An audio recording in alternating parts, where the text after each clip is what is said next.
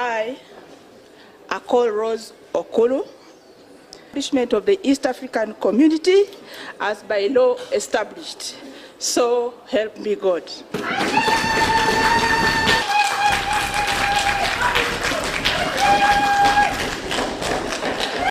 I, Kasamba Matthias, do swear that I'll give true and faithful service to this assembly. I, Mary Mujenyi, do affirm that I will give true and faithful service to the assembly. I, Msamali Mwasa Paul, do swear that I will give true and faithful service to this assembly, so help me God. I, Nakauchi Susan Sambu, do swear that I will give true and faithful service to this assembly. I, Namara Dennis, do swear that I will give true and faithful service to this assembly as by law established. So help me God.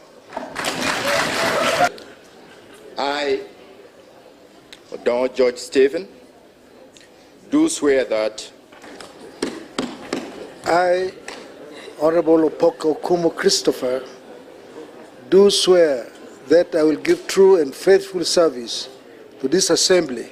I, Mukasa Fred Mbide, do swear that I will give true and faithful service to this assembly.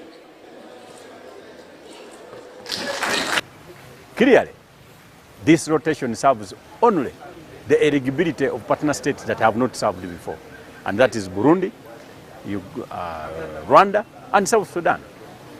Clearly, when you look at the manner in which we have followed, which is a practice direction that we have always had here in the East African Parliament, it was supposed to be Rwanda's turn. Surprisingly, Tanzania has put in an application for purposes that one Honorable Kimbisa would want to stand and compete for speakership. Burundi has equally filed an application under Honorable Diontine Nzeimana, who had been a minister and a member of council. She has also filed from Burundi. So clearly we now have 3 candidates, one of which is an illegality. So Tanzania cannot compete. I have already filed a motion for purposes of challenging and striking out the application from the Republic of Tanzania for speakership of this assembly. The two, we are looking at them. There is no express provision as to the format and the sequence of rotation. Therefore, Burundi may survive because a matter of practice can be agreed upon or the contrary.